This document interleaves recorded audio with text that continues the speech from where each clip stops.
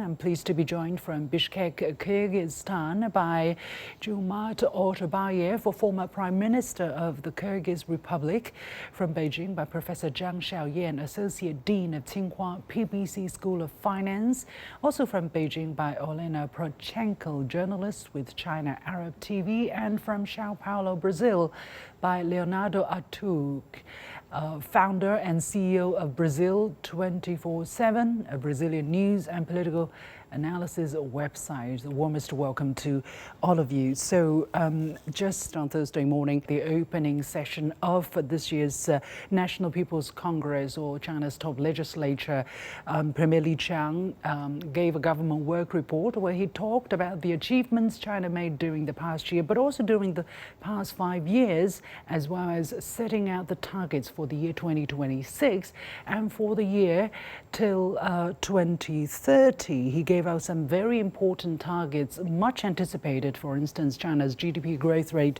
to reach something between 4.5% to 5% for the year 2026, and added this, that China will also strive for better in practice. So I'm going to go to Mr. Otabayev first. Your Excellency, welcome to the program. What is your biggest takeaway from reading the report or following the session? We are, as neighbors of China, really understand well what's going on in that country, which becoming the economic engine, not only for Asia, but the rest of the world. And of course, we very carefully reading what's happening during two sessions meeting. There is not much surprise, a lot of numbers, a lot of achievements for the future were discussed in the past by media experts, by analysts, etc. But now, after two sessions, those targets will be the law. So what we impressed about is that the focus on high quality development and new high productive force activization, because as in Central Asia, we have highly educated population, we're really looking forward to line up and cooperate with China on those particular areas. And that is where we will be focusing. We will be focusing on industrial innovation, in high-tech cooperation, and very good communication with each other in transport and communication. So, for example, the biggest infrastructure project in Central Asia will be a building of the China-Kyrgyzstan-Uzbekistan railway, which will be cutting the time between China and Europe for another week and shorten distance for 900 kilometers. With that, Kyrgyzstan becoming the not landlocked, but land-linked country. And many other things like production of factories like BYD, Cherry, and Chang'an in Kazakhstan and Uzbekistan. So we're transferring our cooperation from only energy or something like hydrocarbon supply to China to industrial cooperation. And this is very impressive. Indeed, it seems that from the Central Asian perspective, China's stability and continued growth along the path it has set over the past few decades means a great deal of opportunities and for cooperation, especially. Ms. Zhang Xiaoyan, let's talk about this year's GDP growth target. As I mentioned, it's been set for the year 2026 between 4.5% to 5%, and will strive for better in practice. How significant are these numbers, and exactly what this phrase mean, what this sentence means? I think, this is a very important notion for this year. We set the GDP growth to be between 4.5 to 5% growth rate. This is probably the first time we mention a growth rate of lower than 5%. So I think, as an economist, here's how I see it. First of all, over the past many years, our growth rate has been really, really high. People might think, how come the rate now is lower? And they start to feel like, okay, maybe something else is going on. Well, I can tell you, this is a very reasonable and a pragmatic number because our goal is to achieve doubling the growth by year 2035, meaning that the country needs to achieve an annual growth rate of 4.2%. Now, remember, it's also announced the growth rate for 2025 is 5%. It's, against all the uncertainties and challenges, we're doing great. And right now, the rate is set at 4.5 to 5%. So we have a little bit of flexibility. We will be able to achieve our goal of doubling by 2035. That's one way, and we're very confident about that. But on the other hand, we also have the flexibility to adjust our growth rate, to leave some space, to grow on some particular areas. So I'm very confident this can be achieved. So on Thursday morning, China announced the targets for 2026, setting the goal between 4.5% to 5%, and said it will strive for better in practice.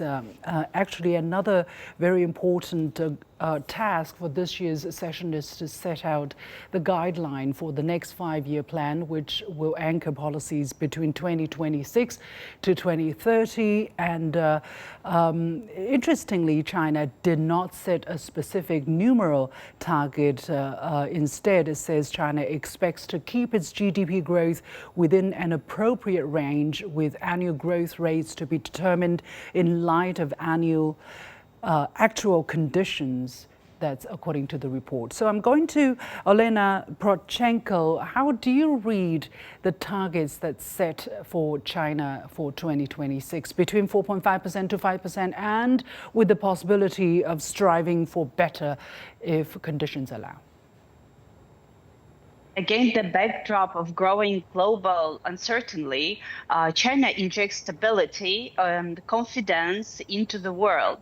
It drives sustainable growth, multilateral cooperation, and inclusive development, stabilize global industrial and supply chains, and offers a feasible path to modernization for developing countries. And countries around the world hope to cooperate with China, like in infrastructure, trade and investment, agriculture, green energy, digital economy, healthcare, and more. And China's high-tech achievements in artificial intelligence, digital technologies, and humanoid robots, they primarily bring opportunities to all the world, fostering mutually beneficial scientific and technological cooperation. And China prioritizes high-quality development, scientific and technological innovations, green transition, opening up, and the improvement of people's well-being. China's steady development drives global economic growth, expands economic and trade cooperation, shares development experience, and brings more and more development opportunities to other countries all over the world. Well, talking about sharing development opportunities with other countries in the world, the report that was delivered did talk about sharing growth opportunities, higher level of quality opening up, and shortening negative list, especially in services sector. So, Leonardo Artush, going over to you, how have you followed the report, and what is your biggest takeaway? Well, I just published the first story in our website about the growth target. I think those are very reasonable numbers. I was afraid that China would, define a lower target, but 4.5 is almost the same as. Why were you afraid? It's interesting. Interesting. I really believe that China will deliver, and we are living in a very unstable world. So.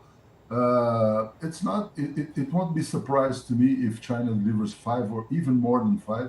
So we need to look at China not only as the factory of the world, but also as the biggest consumer market, which opens opportunities for many countries, including Brazil, that is a big exporter to China. And the bigger the middle class in China becomes, the better for countries like Brazil, who exports a lot of food, agricultural, mining products also. So in this crazy world we're living, it's very good to see China growing 4.5, but I believe that China will grow faster. So one key word is actually high quality development. Well, indeed, it has been the key word for quite a couple of years, but it seems that during this year's session, greater emphasis is put on this. Mr. Otabayev, from that perspective, what are you seeing in terms, what messages did you pick up? Actually, what will happen in a 15th 5 years plan is that China will make enormous and unique attempt to overcome so-called middle income trap. So currently, China GDP per capita is around $13,000 per capita, and during these 5 years, it can grow tremendously higher. The only way out of middle income trap, which our practice show these days, is to move into high quality development. You can't overcome middle income trap by building cement factories or investing in agriculture or just in producing anything. You have to move strongly to high tech as well as to services sector. So this is experience show that only two ways to do it. So that is why we're really looking forward for China's leadership in that way. So currently we have two countries around the world which is leading in high-tech race, the US and China, and this is healthy situation when you have competition. So I always trying to underline that the real secret behind China's success is fierce internal competition. Even government persuade companies not to fight too much, not to work and not to sell below the cost. So what I mean is that new horizon, that for instance, research and development spending will reach 3.2% per GDP in 2030, which is tremendous number because up to 2030, GDP itself will be growing tremendously high. Right. It means that more and more science and technology discoveries we expect. Every year, China generates 4 million young talents, which will be working hard on STEM. You cannot find around the world these numbers.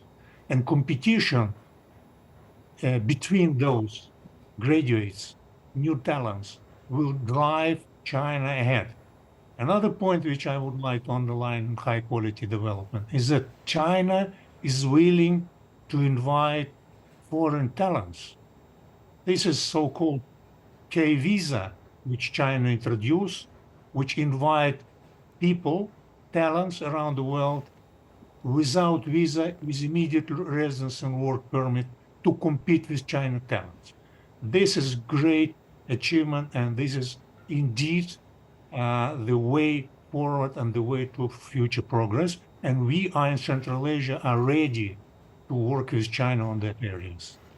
Indeed, some of the changes have happened actually pretty rapidly and are picking up pace. For instance, in terms of sci-tech innovation, in terms of R&D spending, for instance, over the past 5 years, R&D spending nationwide has been increasing, according to the numbers released on Thursday morning, has been increasing by an annual average of 10%, has reached 2.8%. That is a level that surpasses some countries in the OECD and developed countries standards. So China is really investing heavily in terms of R&D, in terms of high-tech development. And we're seeing here, for instance, China is going to build, according to the government plan, 3 world-class sci-tech innovation engines, namely Beijing, Tianjin, Hebei in the north, the Yangtze River Delta area in southern China around Shanghai, and the Greater Bay Area at the Pearl River Delta area. So, Ms. Zhang Xiaoyan, how do you look at the emphasis in terms of sci-tech innovation, in terms of being a step ahead of the curve to prepare for the technological advances in the near future? I think the previous guest already discussed the growth rate of 4.5 to 5%, how important that is, and we're pretty confident.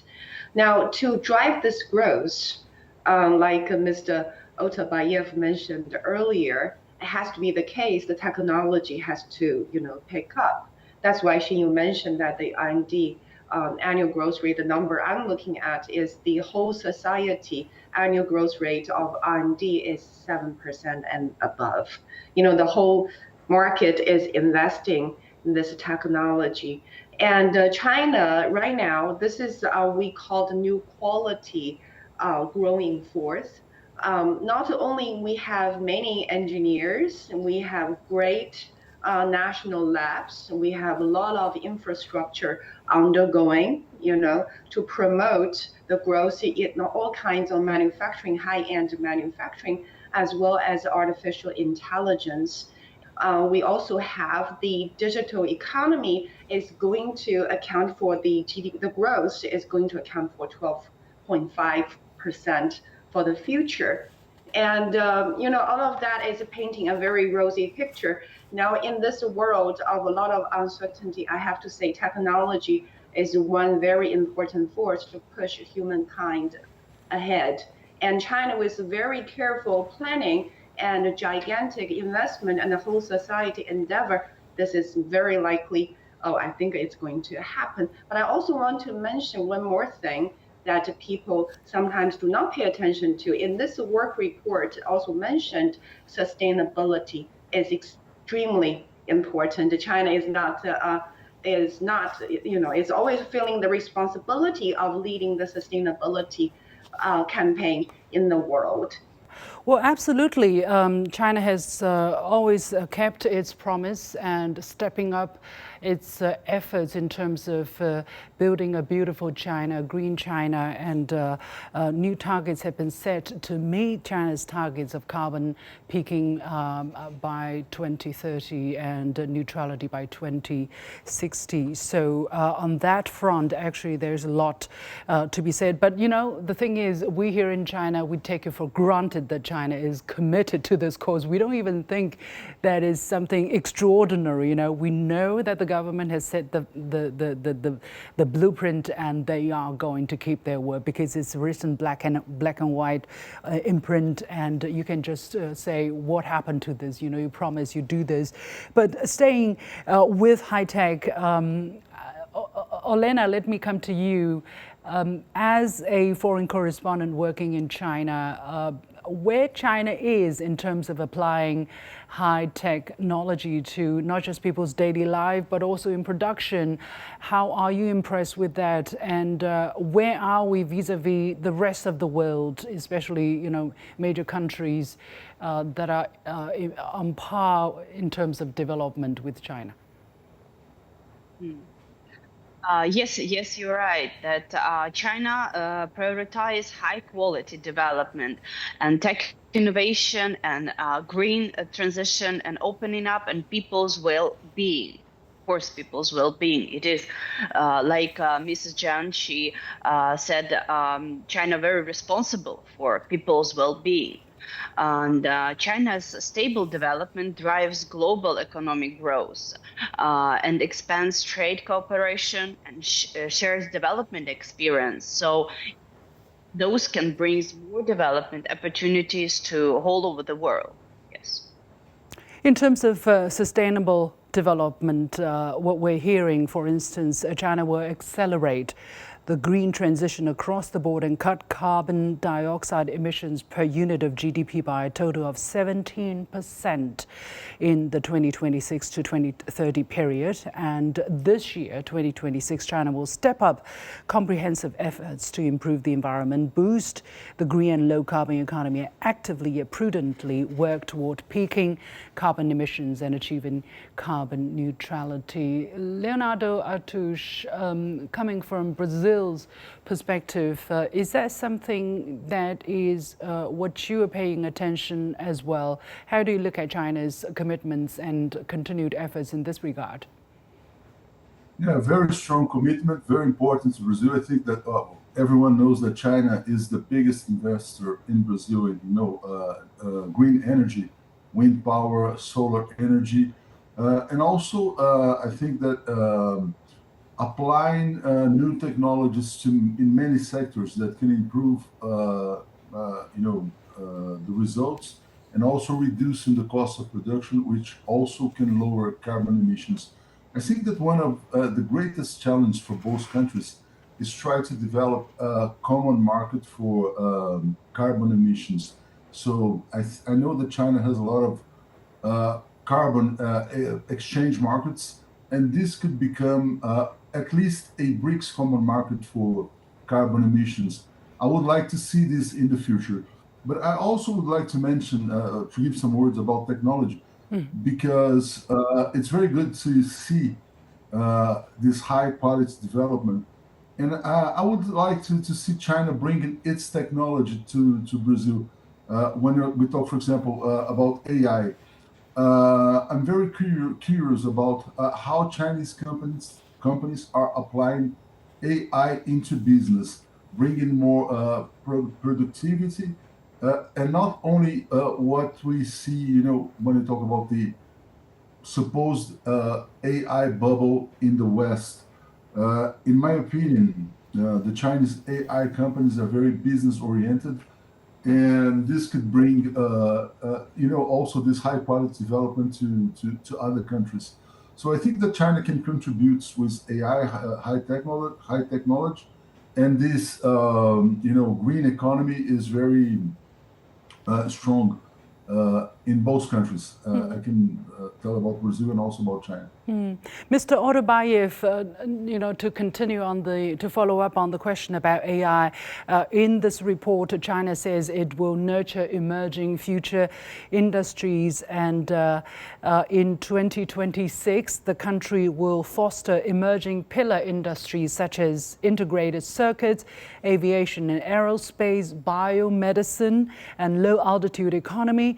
China will also nurture industries of the future, such as future energy, quantum technology, embodied artificial intelligence, brain-computer interfaces, and 6G technology. So in this regard, does China see an AI bubble, or how does China plan to navigate the future using AI technology without falling into the trap of an AI bubble? If you look to the AI development, then we see two leaders, two undisputed leaders, which are China and the US. They are two leaders in terms of investment, in terms of breakthrough, but they're developing completely different AI model development. In the US, everything related to the private investor, a lot of loans. For instance, if you look to OpenAI, they have a debt of something like $2 trillion because they really wanted to capture the market. It means that they have to generate pure profit of $200 billion per year to cover this enormous debt, etc., etc. Bigger companies just fight to the death to get the first place. In China, situation is completely different.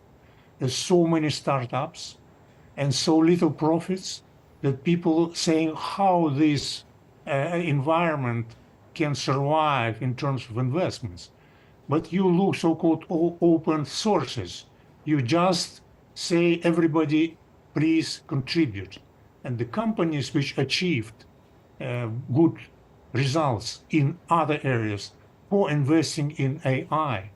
And sometimes the case of DeepSeek showed that very small investments could bring breakthrough results. In that respect, two different things. And it's saying shortly, if the US creating fight around the cash, around the loans, the China creating infrastructure for AI development. This is two different models. And as I mentioned in my previous answer, competition is always good. So competition in AI will be extremely fierce. But in China, it's no surprise. Everywhere in China is competition. That is the secret of China's success. And that is the reason why China will be always leader in many technologies, including AI. In terms of AI, actually, there is more that has been said in the report. For instance, it said that China will create new forms of smart economy. And Professor Zhang, I would like to know a bit more about this from you. For instance, it says China will advance and expand its AI Plus initiative, promote faster application of new generation intelligent terminals and AI agents, and encourage large-scale commercial application of AI in key sectors and fields. Help us understand exactly what that means. Okay, this my understanding is starting from a few years back, and all the countries have seen that artificial intelligence is going to be the new big thing for technological innovation. And for instance, last year in 2025, in the summer, we have this AI Plus plan already. And as Mr. Atabayev mentioned, that China is approaching this from a very structural way. We want to put investment into infrastructure and so on and so forth. But right now, the focus is on AI adoption.